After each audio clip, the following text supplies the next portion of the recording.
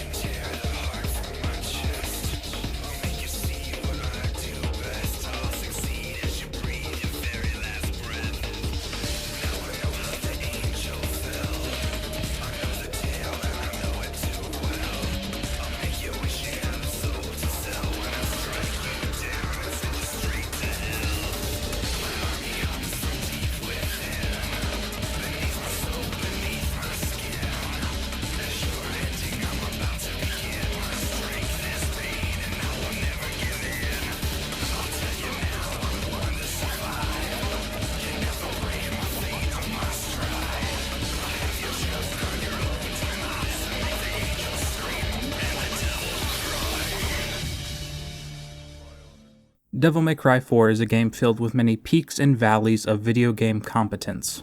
This game is filled with some of the best and worst decisions ever made in the history of Devil May Cry.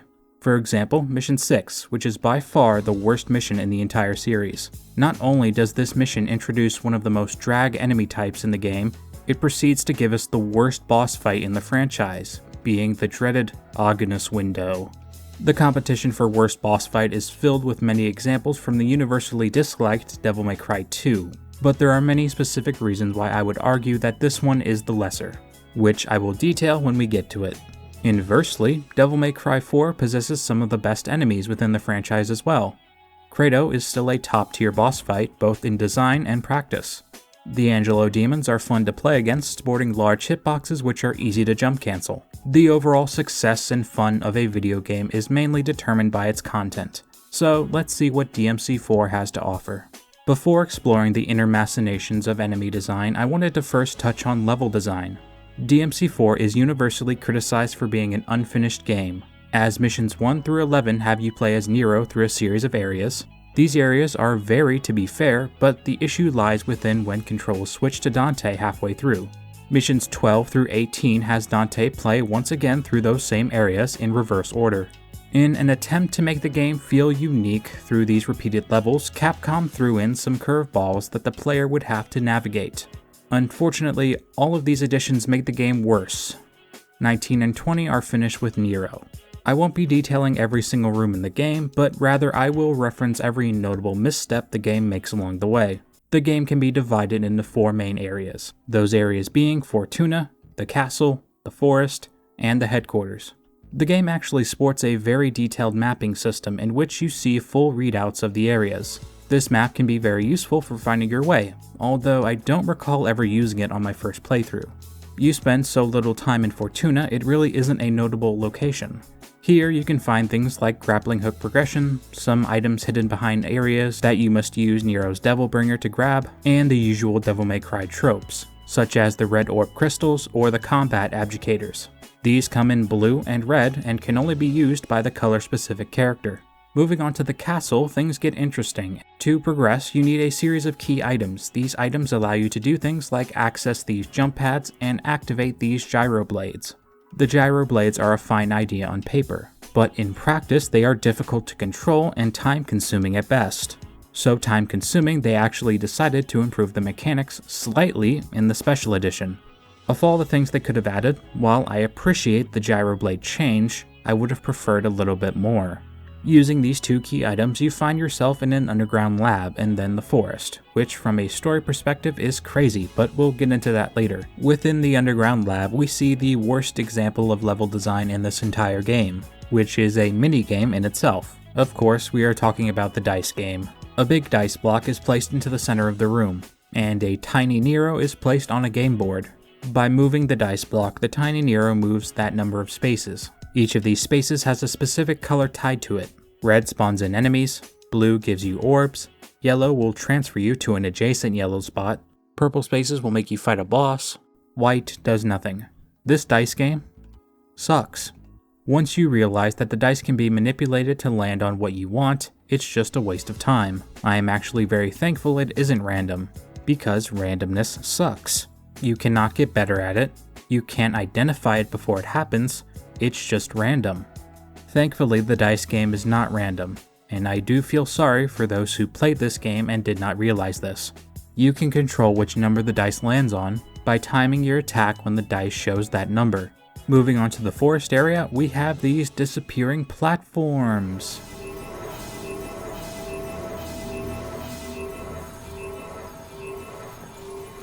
Yay! Moving on to the HQ, there is this mechanic which involves slowing down time for a short duration to dodge lasers. The time slowdown mechanic is not necessarily good or bad, it's just time consuming. No, that isn't a pun, it's just a segue into a much bigger issue this game has. This game does not respect your time. Level design can be tricky and challenging, but when these challenges are met with a subpar solution that wastes players' time, it has to be stated as such. The dice game is designed to waste your time. The gyroblade mechanics are also a waste of time. The random clouds of smoke that switch up the load areas when going back through the forest as Dante are a waste of time. All of these mechanics either intentionally or unintentionally extend the time it takes to play through a level. That is not content, that is padding by definition. Overall, the level design in DMC4 has been its biggest plight, which is why, for the thousands of hours I've played this game, it was the first 20 levels of Bloody Palace. The level design obviously has some problems, so what about the enemies? The scarecrows are our base punching bag enemies. Their movements make them appear unassuming and weak. They are capable of great bursts of speed when attacking, and their aggression increases with difficulty. This is the case for most enemies. Scarecrows come in 3 different types: arm, leg, and the Mega Scarecrow. These are enemies you fight throughout the first missions of the game, and overall, they are designed properly with early game psychology in mind. The Scarecrows move slowly, which gives a new player the confidence to attack them and play the game. However, if you don't take them seriously, they will jump into the air and cut you a slice of humble pie. When the Scarecrows do decide to attack, their attacks are well telegraphed, giving an audible scream before they strike. Moving on, we have 2 enemies that are in fact reused from the original Devil May Cry. Granted, these are good enemy designs, but I feel like it is very indicative of the overall resources allotted to this game. When you have to use not 1 but 2 enemy types of a previous installment, it makes one question if the developers are running out of ideas or did not have the time to properly design this game. One could argue these enemies were included for the sake of nostalgia and paying homage to the first game in the series. But considering most of the enemies unique to this game are terrible, I am more inclined to believe the former. The Frost is seen first. These enemies have the ability to teleport in front of you, something you can take advantage of if you can spot the animation. Right after teleporting, the Frost cannot attack for a few seconds. This enemy has resources it can expend in combat. The Frost has a supply of ice on its hand that can be used in ranged attacks. After exhausting its ammo, it will attempt to retreat into its icy shell to recharge. If the shell is not broken quickly enough, it will regain its arm and some health.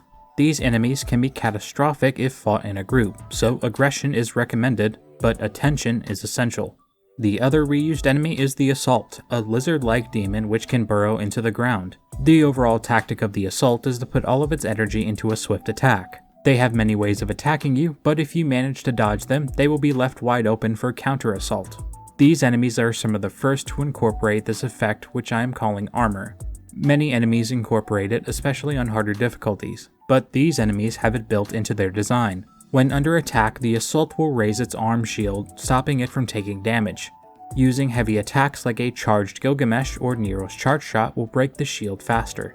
Keeping with our lizard bipedal theme, the Blitz is probably one of the most interesting enemies, and the fight with it can go either terribly or fantastically, depending on your resources. The Blitz is a mini-boss style enemy, so naturally they are not easy to defeat. From the beginning, they envelop their bodies in an electric aura that stops them from taking direct damage. This aura actually damages you if you get too close. Direct attacks will damage the player, so these demons must be hit with ranged attacks. Charge shots from guns are recommended. Nero's charge shot level 3 can down the shield after a few hits, and Dante's Pandora can immediately destroy the shield with the Omen attack. However, it should be noted that the recovery time for Omen is so long, it makes the strategy unreliable. If you are fast enough, you can attack a Blitz with swords and use Royal Guard to block before you are damaged. And now we have the Cutlass, the worst enemy in this entire game. The Cutlass dives into the ground where it is unable to be damaged. Range attacks can slow them down, however it will take melee attacks to get them out of the ground. This seems like a no-brainer, but with the Cutlass constantly moving, fighting them becomes incredibly annoying. Sometimes they move around so fast that you can't even shoot them or grab them with the snatch ability. The problem of their speed is only compounded when you fight them in a group. You can only shoot one of these enemies at a time to slow them down. This gives the other ones free reign to charge up attacks and strike you. Ultimately, these demons would not be as much of an issue if they were not introduced in a room that allows them to walk on the ceiling. Shooting the Cutlass when it's on the ceiling is almost pointless, because you are simply prolonging the time in which you cannot attack it. Now would be a good time to mention that these enemies can also get armor on harder difficulties. Good luck getting these enemies out of the ground after they devil triggered. The Angelos are my favorite enemy type. Their design is aesthetically pleasing. They offer variety with their mix of ground and air attacks, and they also have situational interactions with each other that are satisfying to take advantage of. The Bianco Angelo are the regular foot soldiers. Much like the Assault, they use their shield, which they can use for counterattacks when the player gets too button mashy. Damaging the Angelo itself will eventually break its shield, severely hindering its defense. When the shield is in a raised state, the Angelo will counter your attacks, so try your best to attack from behind. Fighting an Angelo consists of 3 phases: the wind-up, the attack, and the rest period. The Angelo can only raise its shield during rest periods. This means when they are not in rest, they are vulnerable to attacks. Sometimes it is better to be aggressive when they are charging an attack rather than being defensive. This understanding of when to be aggressive and defensive will come up later. The Alto Angelos are elites. You usually see these enemies in a group of 2, or one of them leading a group of lesser Biancos. When you have an Alto alive in a group of 2 or more Biancos, the Alto can order them into a phalanx formation. If there are 3 Biancos, there is a rare chance they will form up midair and charge a massive energy ball attack. This can be redirected back at them with multiple attacks like Prop Shredder or Nero's Buster Arm. Basilisks are these dog-like enemies that constantly shoot fireballs at you. Fighting this enemy is kind of just annoying. Their hitboxes are very small and they're very agile. On top of that, they constantly shoot you with ranged attacks, and the wind-up for these attacks are very difficult to differentiate from their usual physique. The Basilisk are covered in flames, however, before they shoot a fireball at you, they begin to glow ever so slightly. So, in conclusion, you have a quick, small enemy that can shoot you with incredible accuracy. I think the biggest killjoy for fighting these enemies is just how bland they are. They shoot fire at you once every so often, and then they run away. Riveting. Next is the Fault. This enemy isn't technically an enemy, but more of an environmental hazard. During some missions, a fault will randomly appear underneath the player, and if they get caught by it, they will be transported to an area where they will have to fight demons. Usually this wouldn't be so bad, considering you were already fighting demons. But once you're done, you have to play that very same room you were just in all over again. All of the enemies respawn, including the faults, and you have to play that room from the beginning. And guess what? If you get caught by one again, the cycle just repeats. It's your very own Devil May Cry themed Curse of Sisyphus. This is a massive punishment to a reasonable mistake of standing in one place for a few seconds. We now finish off the land-based enemies with the Chimera. Technically there are 3 demons in this category, but they all come from the Chimera. The Chimera by itself is boring. It walks slowly or sometimes doesn't move at all. After a period of time, it begins to charge at the player and attack them. You cannot counter these charges with ranged attacks, so you will either have to use your sword or dodge. The animation that plays when they attack is random, which means they will most likely attack in succession. So you will more than likely get hit by a second Chimera after you dodge the first one. The Chimera will lunge at you if there is no other enemies around. If this is not the case, the Chimera will attach itself to a nearby enemy. The Chimera can link up with a Scarecrow or an Assault. When the Chimera latches onto a demon, the demon is now a Chimera variant of that demon. The behavior and attacks are mostly the same, aside from the Chimera's spinning blade attack. The attack makes 2 large damage hitboxes which begin to flail around the demon for roughly 3 seconds. The first time it's 3 seconds and the second time is 4 seconds. You're probably thinking the strategy for this is to simply time the attacks of the blades. Well, you're wrong. The blades come out at random intervals. I did some testing and the blades come out roughly every 7 to 15 seconds.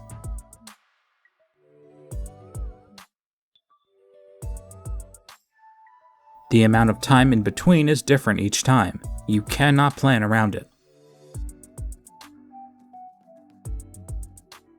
Even if you have the demon in a hit-stun state, the blades will pop out and damage you. Even if the blades were consistent and you could keep a mental note of when the blades were coming out, this would be impossible to keep track of when you're fighting more than one demon. So we have a random attack that damages you and knocks you back, potentially into more of these guys, and the only way to avoid it is to kill the demon they are going after, and pray they don't all decide to lunge at the same demon all at once. These guys are slightly more manageable with Nero, because he has the grab and hold move, but Dante just can't stop them. This is the worst enemy in the history of Devil May Cry. Never do this again. Next is the Gladius, one of the 3 flying enemies in the game. The Gladius is a sword which turns into a flying creature when in its idle state.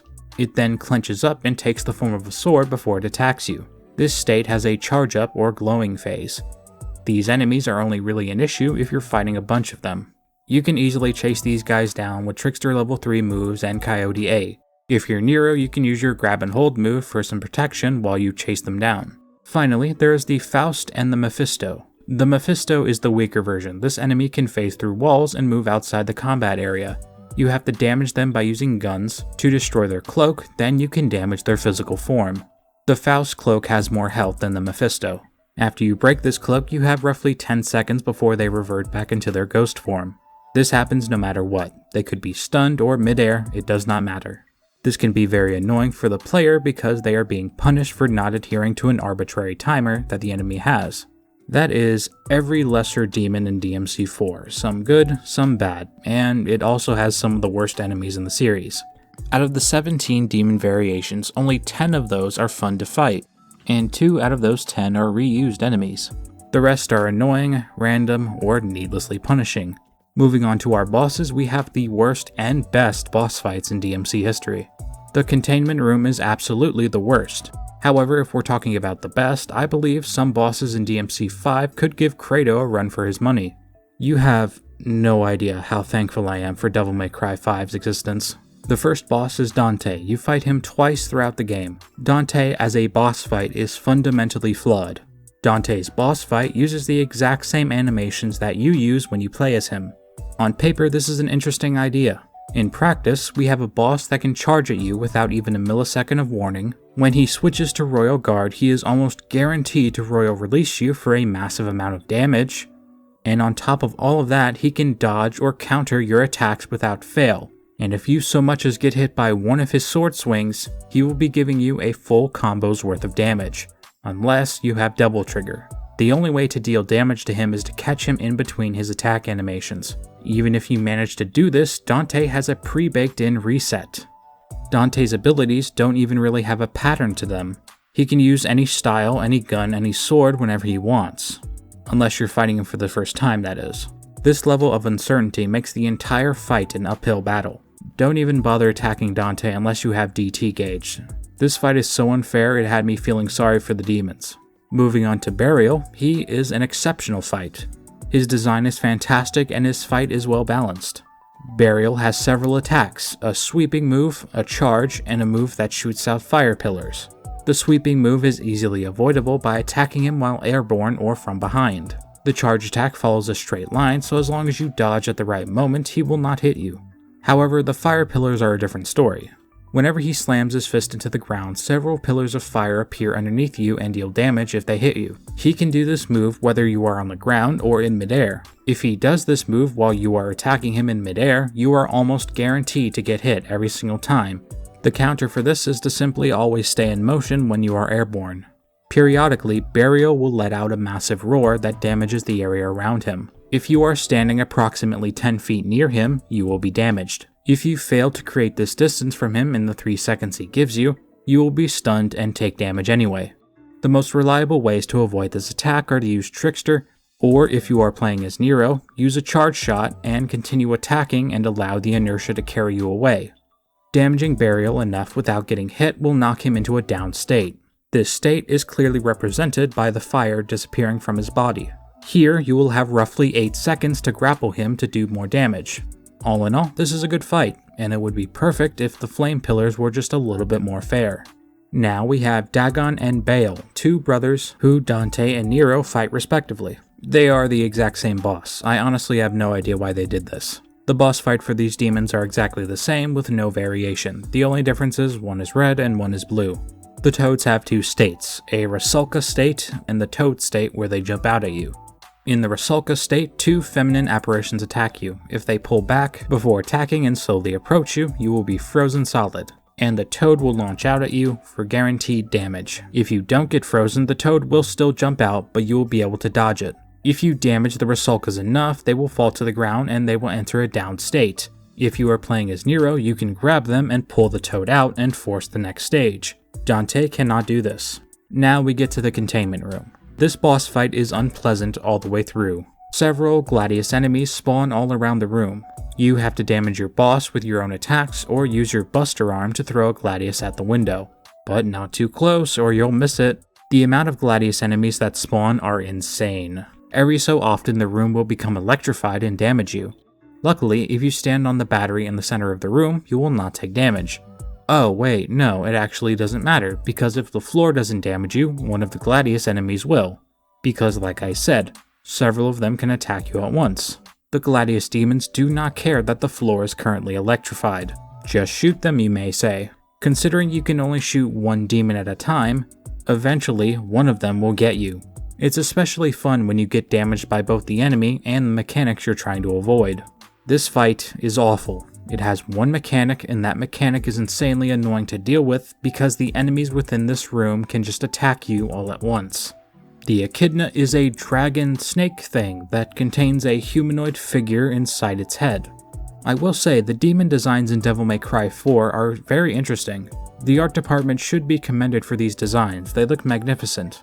Echidna has 3 states and cycles between them. The base state where she floats around and she swipes at you. In this state, she can sometimes burrow into the ground and become stationary. After a while, she coils back and prepares to enter her flying state. Here she flies around the battle arena avoiding all damage and charges at you 2 to 3 times before returning to her floating state. If your timing is true, you can grapple attack her when she charges to prematurely end this phase. During this particular grapple animation, you can rev the Red Queen and deal more damage to her. Dante can somewhat do this as well, but you will have to time a royal release. The 3rd state is something I call the Chimera state. She unrolls her vines and lays an egg on the battlefield which spawns in a Chimera. To be honest, the Chimera spawning in seems a bit pointless. Usually you just want to kill it then grapple the weird egg thing for more damage. Dante is usually better off using Trickster to get himself onto the echidna to attack it. Inversely, from the containment room, Kratos is one of the best bosses in DMC history. His design, immaculate. His moveset, challenging and even-handed. Kratos' attacks are dominantly straightforward. Even though he jumps around a lot, he usually attacks you directly. Kratos' mechanics are very similar to the Angelo demons. His sword and his shield make a simple-to-learn, difficult-to-master parry-counter system. Attacking Kratos head-on will be difficult as he blocks with the previously mentioned shield. Too many consistent attacks on the shield will allow him to deflect your attack and counter. This must be dodged or blocked with Royal Guard. However, if Kratos is not holding his shield in ready position, he can be grabbed for damage. Similar to the Angelos, Kratos can be attacked from behind with greater success. If you time your attacks during Kratos' attacks, you can deflect him and leave him open for counterattack of your own. Every so often, Kratos will throw these spears at you. If one of these spears hits, Kratos will stop his attack and return to his normal state. Nero can grab and redirect these spears, with a precise buster grab. These spears work the same way as most of Kratos' other attacks. If you time your attacks with precision, the spears can be deflected. Dante can use any attack from Rebellion, Gilgamesh, or even Royal Guard. When Kratos is close to death, he will use one of 3 golden summon sword attacks. The most common spawns several of them around you. The others are preceded by Kratos rising into the air and launching them at you. The first time they are shot in a horizontal pattern, then vertical. First pattern will shoot 2 swords 4 times, the next will shoot 4 swords 2 times. Confusing, but manageable. Kratos' shield's color is a representation of his guard. The shield has levels of charge that are determined by how much damage he takes. Blue is a full shield, red is half shield, no color means his shield is broken. When Kratos' shield is broken, you can attack him as much as you want for some time. It should be noted that Kratos' shield loses charge when you attack him, not his shield. This fight is the best in the game, and for a while it was the best fight in the series.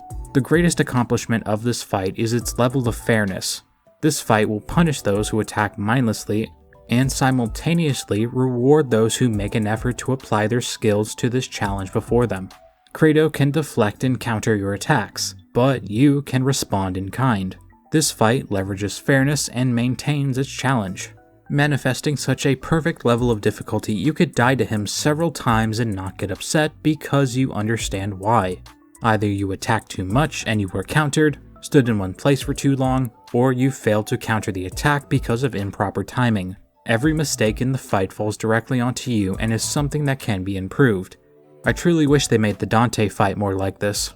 The Agnes fight is all about timing. Once you understand his phases, you will know when to be aggressive and when to go defensive. Whenever Agnes flies to the center of the room, he will charge up an area of effect attack, which will drain your health and heal him. If he is in the center of the room, attack him at all costs and be aggressive. Agnes can summon demons throughout the fight. These demons are a way of dividing your attention. These ads should be focused before continuing. The Gladius summons will rotate around Agnes before spawning. This is the best time to attack them. Be aggressive. Cutlasses will launch out of the ground and disappear, so all you have to do is dodge their initial attack. Be defensive. Basilisks can spawn and must be handled immediately. Be aggressive unless Agnes is in the center of the room. Agnes will continue to attack you while you deal with the ads. Listen to his vocal callouts tied to his attacks. If he is not in the center of the room, he can charge you and this attack can be dodged. If it's just you, you can be aggressive until the very last moment and then dodge. If there are still ads alive, make a mental note of the attack and dodge it by being defensive. If you successfully dodge, he will begin to seethe over the fact that he missed you, giving you time to kill the ad. Be aggressive. Agnes also has this attack where he spawns 2 cutlasses in his hand and he begins to spin. If you are new to the game, you will want to run away. Be defensive. However, it is possible to leave one ad alive and use Nero's grab and hold as a shield. You can remain aggressive by simply jumping off of his head, but he is rarely knocked out of this state, so this is not advised. You are risking taking a lot of damage by not getting that much in return. Damaging Agnes without getting hit will place him into a stunned state. You can attack him for roughly 5 seconds before he is launched back, and he is guaranteed to reset. Sanctus and the Savior are the last bosses of the game. I dislike them equally, but if I had to choose, the Savior is the worst boss. Starting with Sanctus, he surrounds himself in this bubble and he flies around to avoid you. He dashes back as soon as you get close to him, which is more annoying than difficult. No, seriously, he has no limit to how many times he can dash backwards. Most of his attacks are easy to dodge, it's just the fact that he's difficult to get to and he has so many levels of defense. He has his attacks which damage you if you get too close, his bubble which needs to be popped, and he also uses Sparta to deflect attacks. If you manage to break his bubble but fail to break his guard, he will summon his bubble again. Both times you fight Sanctus, there are times you can use your Buster Arm to counter his attacks, once with the Savior's Fist, the other with Sparta. The Savior is a puzzle just as much as a boss. Neither are fun. So you have to find your way to stun the statue by using various things around the platforms. The best one to use by far is the cannon that fires energy blasts. After the statue is downed, you have to run over and destroy all of the crystals on its limbs. After you destroy every single crystal, the fight can actually begin. This fight is just time consuming. It's annoying to have to jump from platform to platform just to have to start the fight. It's also mostly repetitive, because really there's only one reliable way to down the statue. The worst part about it is that enemies spawn during the fight, and on higher difficulties you have to deal with the fault enemies spawning in. Alrighty, so now that everything from level design to enemy design has been covered, let's get to the actual stars of the show, Nero and Dante. Yeah, sorry, this is a video about Devil May Cry 4, not Devil May Cry 4 Special Edition. If you would like my super condensed analysis of Vergil, Lady, and Trish, here we go. Vergil is fun to play, but so overpowered you need to play DMD just to feel something. While the power trip is fun, his concentration gauge is a gimmick you don't actually have to pay attention to. Trish and Lady have moves carried over from Dante, and even with these stolen moves, they still feel incomplete. One of the main issues for Nero is the feeling that his kit is inferior to Dante, and the ladies are just two bigger examples of this problem.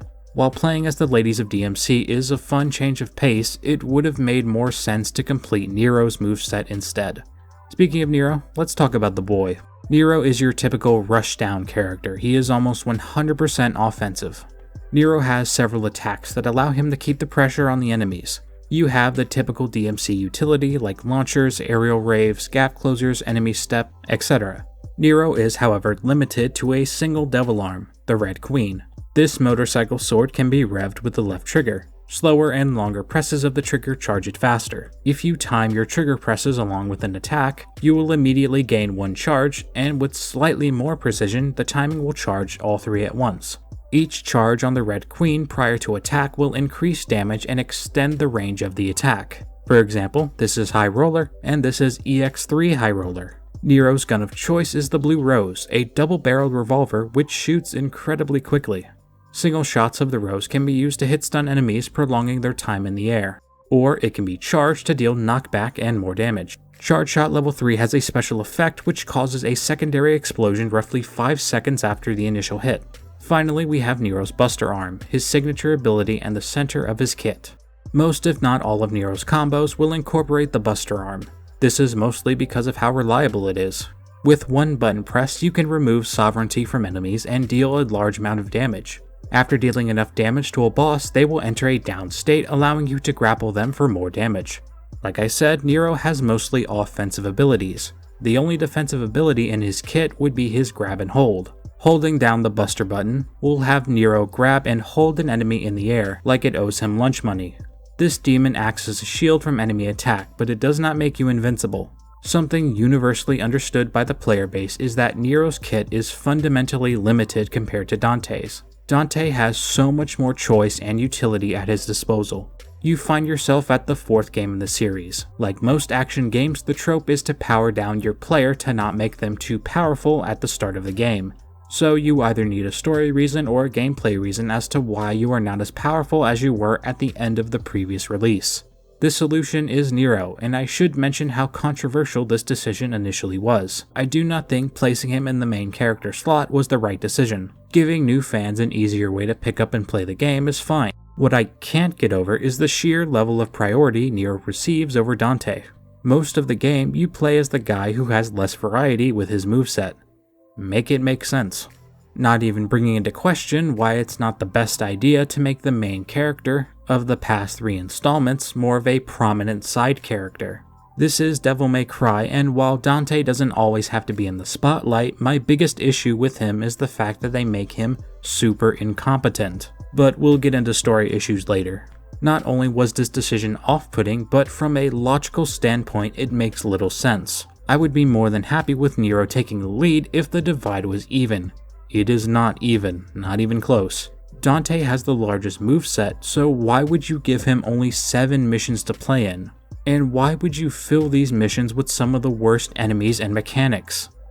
So just how more advanced is Dante? I would say he's over 3 times more advanced than Nero. No really, Dante has 3 guns, 3 weapons, 5 styles to choose from, granted the last one is pretty basic. For his weapons, he has Rebellion, Gilgamesh, and Lucifer. Rebellion can be used for closing gaps, launching, and maintaining combos midair. Gilgamesh is a gauntlet weapon that can be charged depending on how long you hold the attack button. The intended use for these charges is to either delay the attack until the enemy leaves itself open, or breaking through an enemy's guard. Lucifer is famously misunderstood as a bad weapon. However, Lucifer has some of the best utility in the entire game. The 15 swords which Lucifer can summon offer varying levels of hit stun potential and ways to extend combos. Swordmaster is a style which increases Dante's weapon abilities. Using Swordmaster with Rebellion gives you more ways to launch your enemies and deflect enemy attacks. Using it with Gilgamesh gives you heavier hitting punches. Lucifer can use Swordmaster for better repositioning of the summoned swords. This gives you much better control of the projectiles, placing them where you know the enemy will be.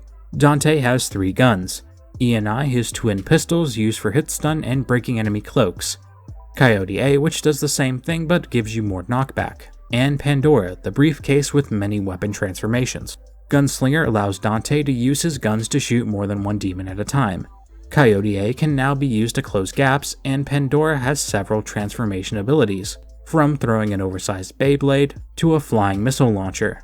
It also has this Omen ability, which has a large recovery window, guaranteed to break enemy cloaks. Next we have Trickster, my favorite style, as it is all about positioning and dodging enemy attacks.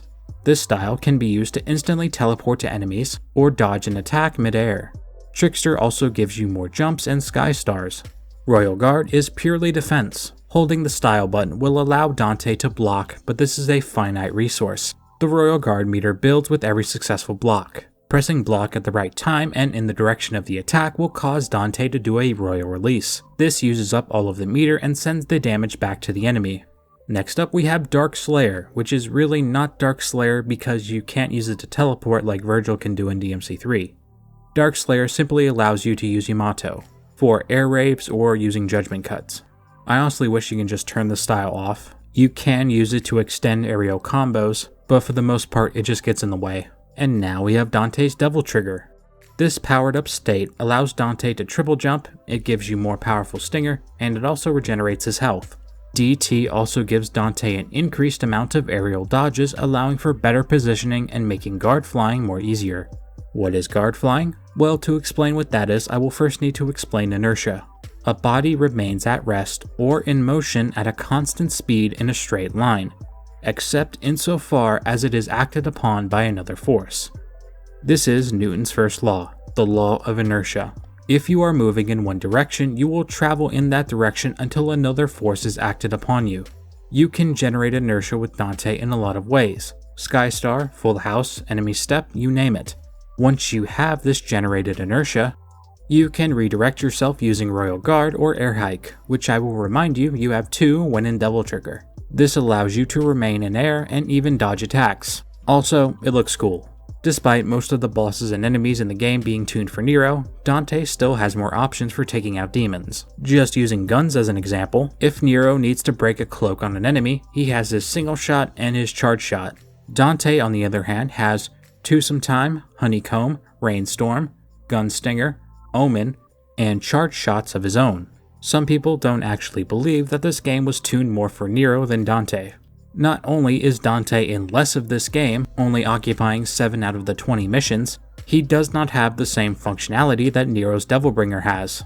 For example, whenever Echidna is in her Echidna spawning phase, Dante has a harder time of getting up to her unless you have Trickster fully maxed out.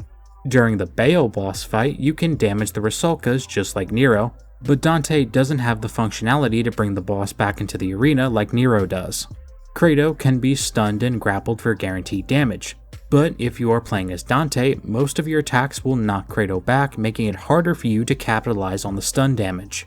If you were to take out the red combat abjugators, you can easily play through all of the missions with just Nero. Dante is a side character in his own game. I don't agree with it, but I call it as I see it. Does this mean the game is completely bad and I hate it? No. I have owned it on at least 4 different platforms, and in this time, I have had more than enough of a chance to judge it with nostalgia goggles on and off.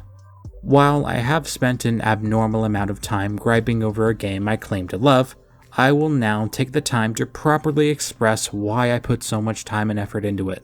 When this game is bad, it's bad. But when this game is good, the sheer level of creative expression and diversity in combat, and the satisfaction that one gets when landing that one combo, is exhilarating. This fancy game of hot potato has grabbed my attention for many years because of its fair reciprocation. This game can be challenging, but the very nature of it makes it all the more wild to get good, as they say. This game is a skill and talent that can be pushed farther than even the developers themselves thought possible. And as a result, this is something that can keep an action game enthusiast thrilled for hours on end. To keep an enemy suspended and to be able to identify, calculate, and counter another enemy's attack makes me feel alive, and it makes me feel accomplished. This game goes beyond the power fantasy of Dante and Nero, and it lets you train your brain to adapt to situations analytically while using creative solutions to meet the game at the door and welcome the challenge it brings. Somewhere in this unfinished wreck is a game that speaks to the dynamic and kaleidoscopic nature of the human brain. Some games are technical, some embrace creativity. This game does both at the same time. Story is a vital part of any video game. Storytelling is the foundation of our world. It is how we teach, it is how we cope, it is how we entertain ourselves in this black abyss of space. Just because this is an action game, that does not mean the story does not matter. The story absolutely matters, and it has a lot of issues. I would say that DMC4 has some of the worst writing in the series. DMC2 is dumb, but at least Dante isn't made to look like an incompetent jerk who puts innocent people in danger. Now that we understand the success and faults of the gameplay, let me show you why the story is worse. While it wasn't Hideaki Itsuno's first time directing a DMC game, it would be cited as the game where he made his mark on the series. This mark comes in the form of Nero, a knight of the Order of the Sword. This order inhabits the town of Fortuna, and the people here have their own religion, where the deity of interest is the legendary Dark Knight, Sparta.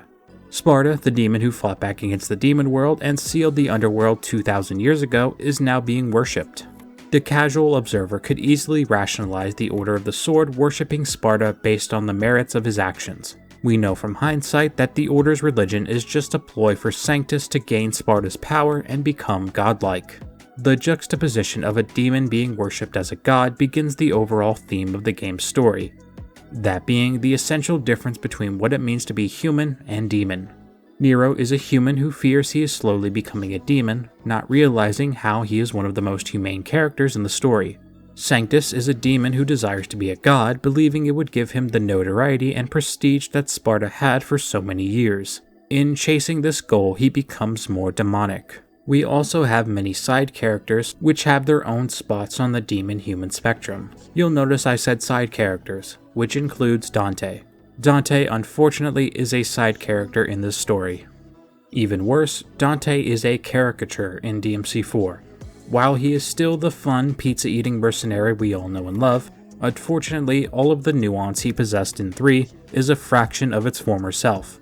For the majority of the game's story, he spends his time just messing with Nero instead of actually explaining what the hell is going on. We never get a genuine conversation between these two where they can explain their positions or their perspectives. Dante and Trish make several mind-boggling decisions that put many people in danger and get even more killed. But I have already gone too far ahead. We'll cross that bridge when we get to it. The story begins. Nero is seen running at top speed through the empty streets of Fortuna. A random group of demons attack him, which he quickly dispatches. Nero's arm is in a sling to imply that his arm is broken. Paying close attention to the roofs, we see that Dante is curiously watching Nero as he kills the demons. I will say the composition of this intro cutscene is most unique. The obvious implications are to show Nero and his fighting prowess, while simultaneously showing Kyrie, displaying what Nero is fighting for. As we see through all of his actions, Nero doesn't care about religion or the Order. He cares about Kyrie. Kyrie is Nero's driving force, and he wouldn't even be there if she wasn't there to sing in the choir. When Kyrie is done singing, she is delighted to see that Nero is there at the service. Already, we see glimpses into the personality of these two characters. I hope you enjoyed this little bit of character from Kyrie because she is going to be playing damsel in distress for the rest of the game. And we don't even physically see her in 5, so I guess enjoy it while it lasts. The service is still in progress, but Nero has had enough. There is an unspoken grudge that is held by Nero when it comes to this religion. Nero is an orphan who grew up with a grand total of 2 friends. Nero's distrust in religion has only been amplified lately as of what has been happening to his arm. Despite the fact that the Devilbringer gives him incredible power, it is also the source of his greatest fear. Nero believes he is a demon. This fear rests snugly in the back of Nero's mind. Before he can leave, however, he senses a presence and his arm begins to glow. This is one of the many instances where it is revealed that Nero's arm can sense demons. Keep that in mind for later. Dante, our hero, crashes the party and places a well-placed shot in between the eyes of Sanctus. Naturally, Dante was under the impression that Sanctus was just an ordinary man, unaware of how much demonic power the Order possessed. Dante was clearly here to kill Sanctus, but for some reason he shoots him once in the head and does not confirm the kill. Panic ensues and Nero displays that Kyrie is his one priority. He does not try to engage Dante until he presumably is about to harm her. The fight between Nero and Dante begins. It soon becomes clear that Dante is just toying with Nero, but his Devilbringer is what turns the tide of the fight. Judging by how his arm acts within cutscenes and gameplay, I do not believe Dante has a reliable counter to it. This is Nero's ace, his last resort, and the one thing he can use to beat Dante if he needed to. Dante is surprised by Nero's abilities, but overall the battle is of no consequence. So Dante leaves, presumably to pursue Sanctus. Dante could take the time to explain why he's here, but instead, he decides to give Nero some vague clues. When backup arrives, Nero tries to hide his arm and he does an incredibly bad job of doing so. In the next scene, we can see that the room has been cleared and Nero has rolled down his sleeve to hide his arm, which is kind of dumb considering his arm glows a bright blue. No, seriously, if Kratos wasn't just looking off into space right here, he would have been able to see Nero's arm. There are actually a few issues with this turn of events, and the fact that Nero doesn't hide his arm very well is not the biggest one. The biggest issue would be the activation of Nero's arm. As we can clearly see, Nero's arm glows when it senses demonic power. This arm is representative of his demon heritage, as he is literally a quarter demon. However, the fact that his arm only goes off when he senses Dante makes zero sense. Sanctus, Kratos, the guards, that arm should have been going off long before Dante arrived. It only senses a lot of demonic power, you say. We are talking about Sanctus, the main villain, the guy who wants to become a demon to be worshipped, and Kratos, one of the strongest and coolest bosses in the game. Dante is stronger than both of them, sure, but the point of Nero's arm is to sense demonic power. We can see in other cutscenes when he meets up with Vergil that his arm does glow in the presence of other demons. So why is this an issue? This warning, if it were to happen, would have tipped Nero off about everything that was happening within the Order much sooner. All he had to do was identify the source of this sensation and then put 2 and 2 together. The only defense I could think of is that Sanctus and Kratos and the rest are just suppressing their demonic power. The story moves right along regardless of whether information has been properly conveyed. I'm not one for long exposition dumps, but only parts of a larger conversation are heard. Fortuna Castle, huh? That's what the witnesses said. Guy just came from hell. He's gotta hit up a couple tourist sites. Just so lightly in a time of crisis? Take this conversation between Nero and Kratos, for example.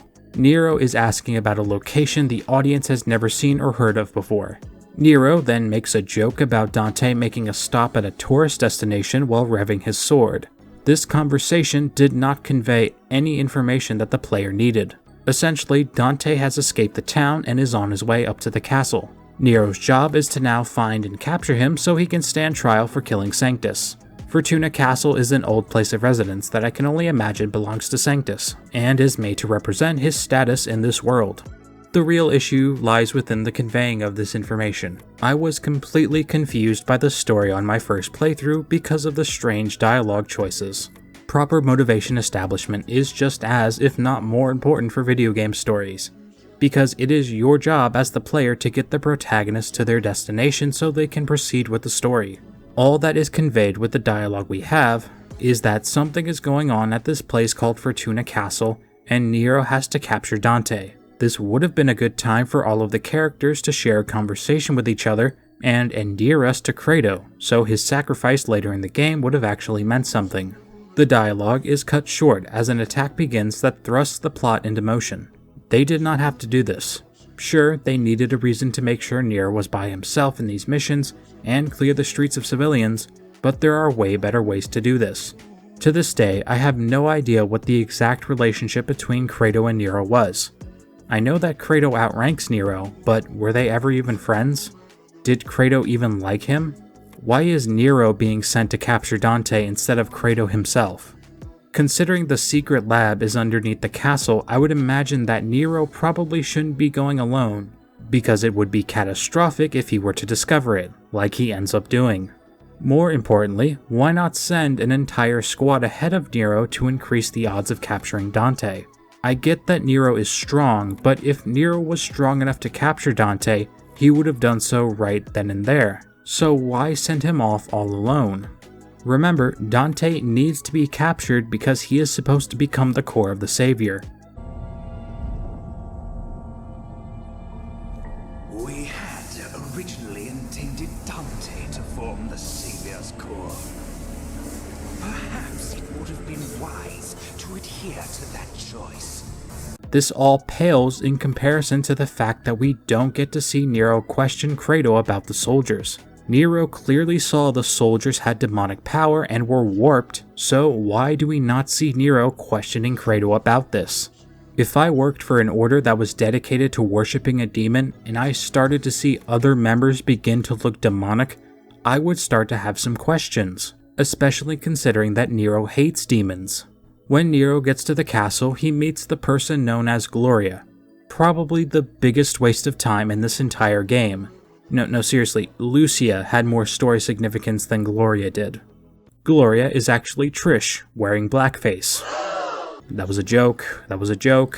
Trish is a demon, she's not human, so technically she's just transforming her appearance. Which supposedly is one of her powers, I guess. I don't know, she never transformed before.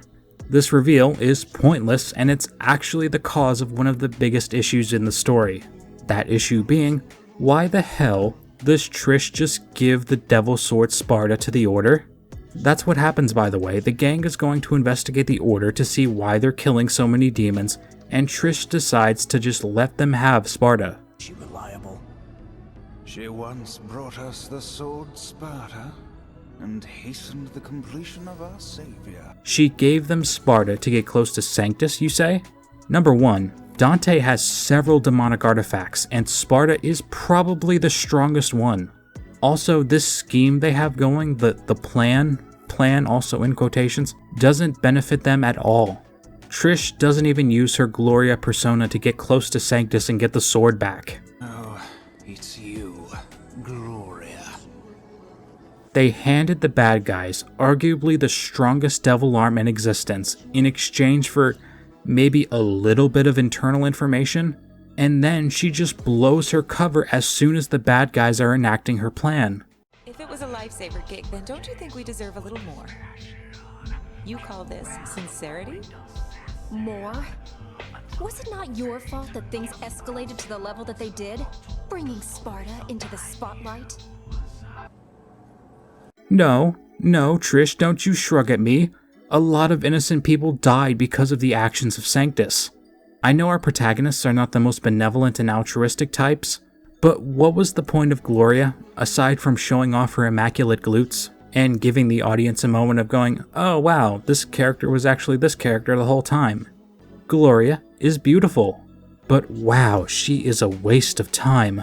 Like previously stated, sending Nero alone to Fortuna Castle was not a good idea. Agnes, the chief scientist for the Order and another human-turned-demon, is performing demonic experiments in the basement. I just want to briefly mention that Nero would have never found out what the Order was doing if he didn't go inside the lab. Luckily, the lab is actually well protected behind this giant painting.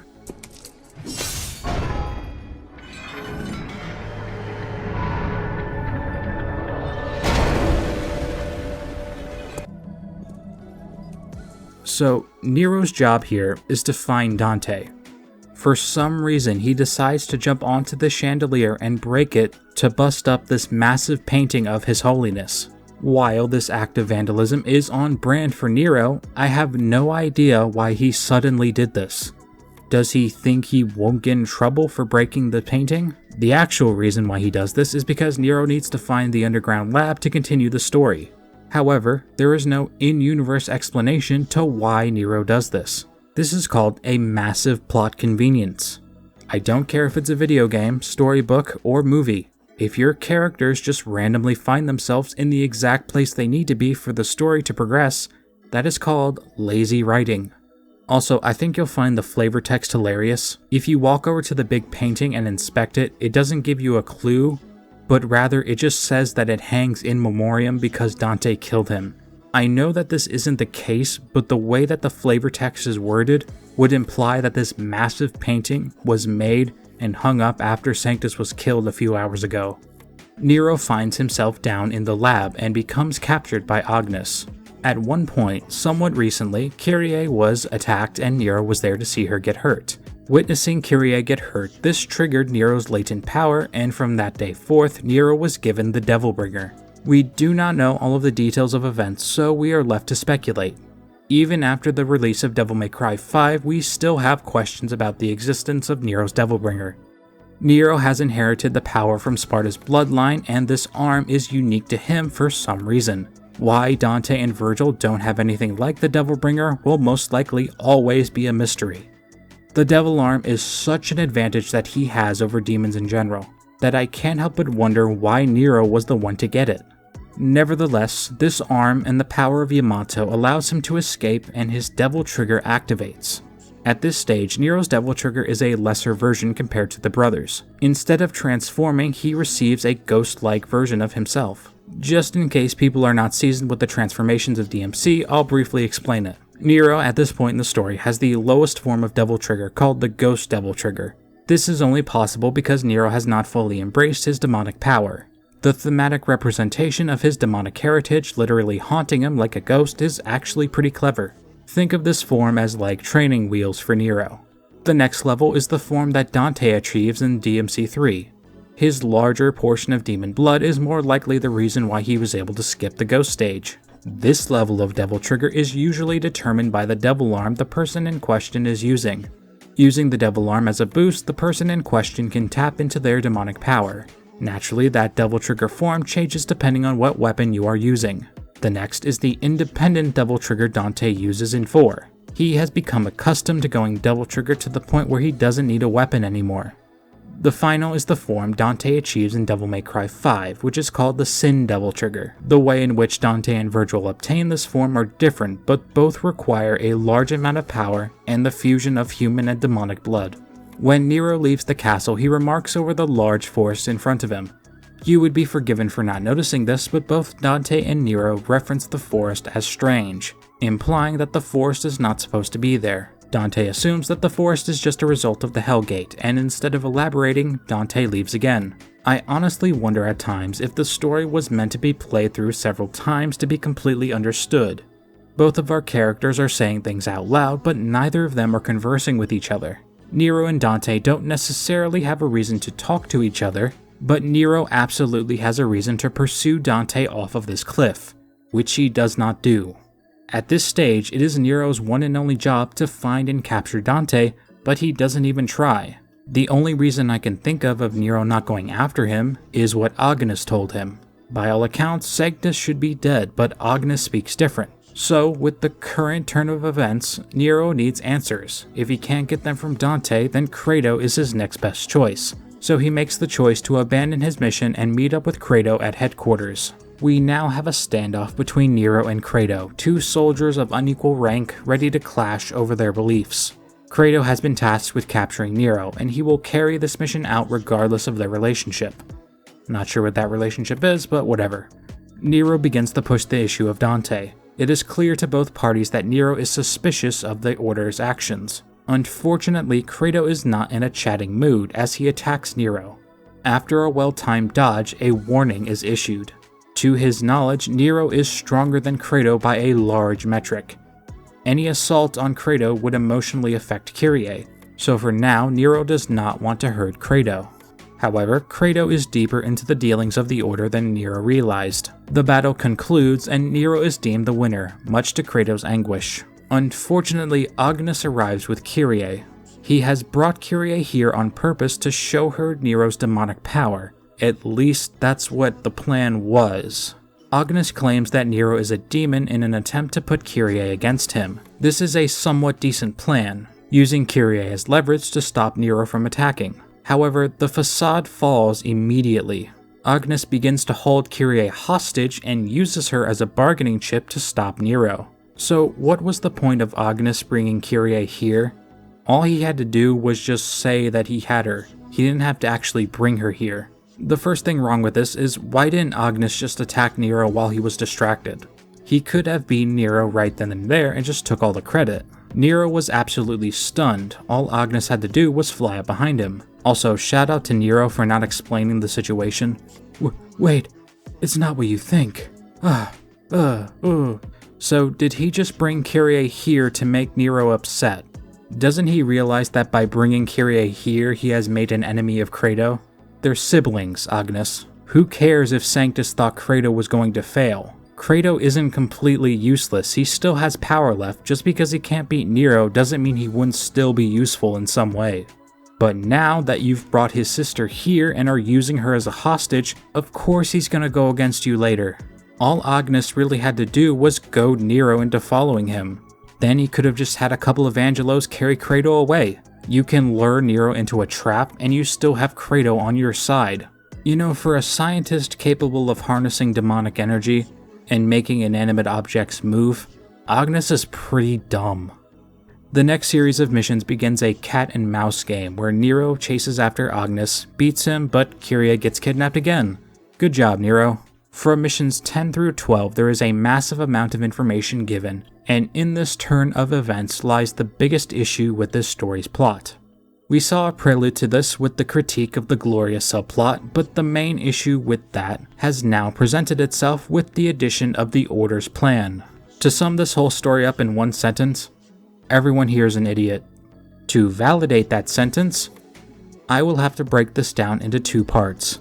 Team Dante and Team Sanctus. It should be noted that Nero and Kyrie are not on a team. So let's start out with Team Dante's plan. Lady has paid Dante a visit to tell him about a group of interest. The Order of the Sword has been making waves in the world of demon hunting. They are undermining Lady's business and are collecting powerful demonic artifacts. Dante seemingly does not care about them and brushes off the Order's antics as starting a zoo.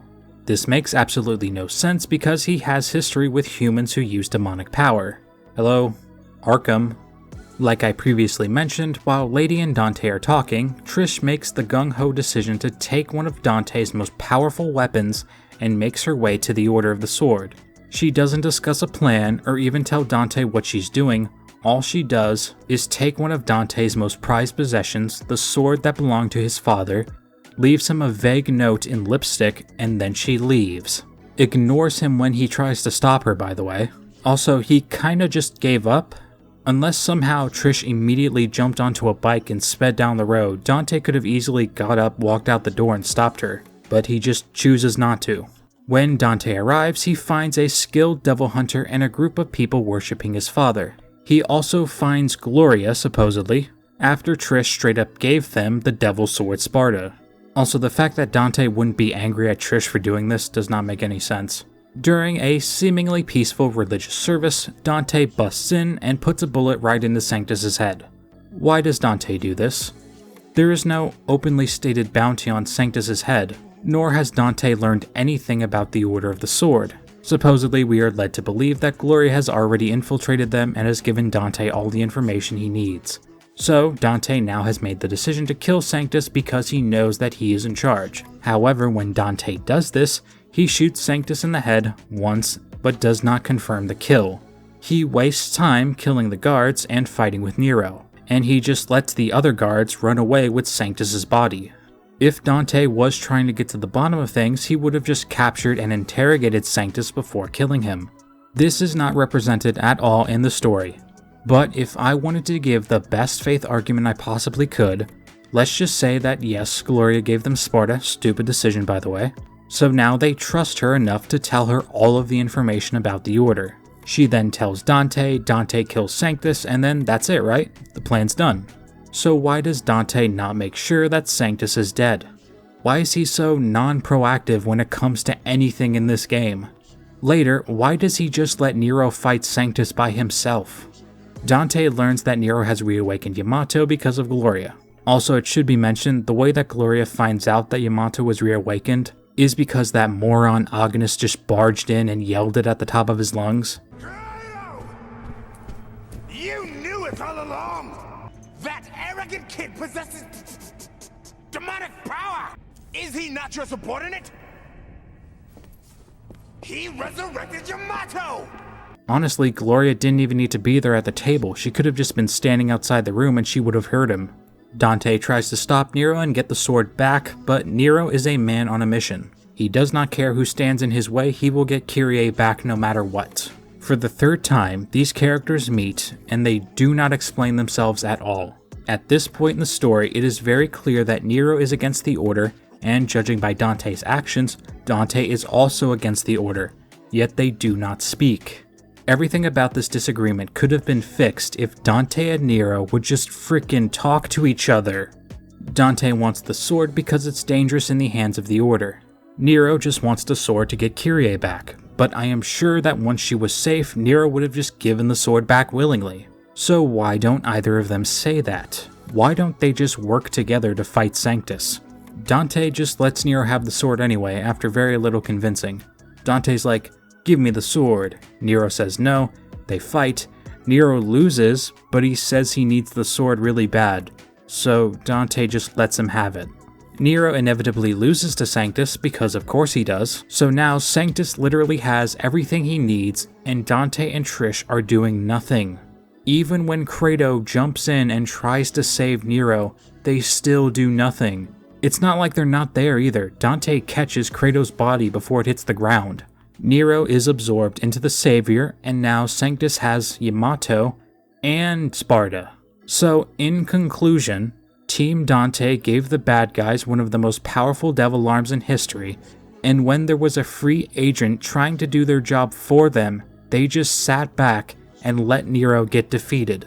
Dante even taunted Nero before he got absorbed into the Savior. Hey, kid! You giving up so soon? If you die without giving my sword back, I'm gonna be pissed. Then come and get it. What a punk. Dante had more than enough skill and power to save the day, and he had 2 chances to kill Sanctus. Every innocent bystander who died in Fortuna is Dante and Trish's fault. Wow, this story sucks. Now let's talk about why Team Sanctus is insanely stupid and lucky. In fact, the only reason why Team Sanctus gets as far as they do is because Team Dante gave them everything they needed. So, Sanctus wants to be treated as a god, so he makes himself the epicenter of this religion. His plan is to use the power of the Devil Sword Sparta and a descendant of Sparta's power to create the Savior, this massive statue. Then by using the Hellgates, he'll open a portal to the underworld and kill any demons who come through. Essentially, he is artificially recreating the events that transpired 2,000 years ago, where Sparta fought back against the demon world. This is what I have gathered. To win, they need several things. Dante is one of them. They were planning on using Dante as the core for the Savior initially, but naturally, there is no way they would have been able to beat him. Being able to use Nero as the core for the Savior was just them improvising. Not only did Dante not know, but the Order also did not know that Nero was a descendant of Sparta. They had no knowledge of Nero's demonic abilities. The fact that Nero is Vergil's son, and the fact that Nero is still there, is very lucky for them. Even more lucky for them, Vergil just randomly went to that city one day and had a baby there. So, what was their plan? Without them stating it plainly, I have no idea, but my best guess is as follows. The Order began to undermine the demon-killing contracts of Devil May Cry, the business Dante runs that kills demons. I can only assume that the Order was doing this to lure Dante to their island. This is also why supposedly they knew about Gloria but they didn't do anything about it. The plan was to lure Dante to that island, but it would have ended terribly because Dante is so damn powerful. If Nero wasn't there, actually no, if Nero wasn't there and if he didn't distinguish himself as a relative of Sparta, the Order of the Sword would have been screwed. Their plan would have never have worked. There is no way that they would have been able to capture Dante, so the fact that Nero just lands in their lap and the fact that Dante doesn't save Nero before he's absorbed is just... Absurd. Absurd! Yeah, that. And there you have it. The crux of the story relies on the main villain getting unreasonably lucky and the heroes being either ridiculously complacent or heedless. What an awful story. Wow.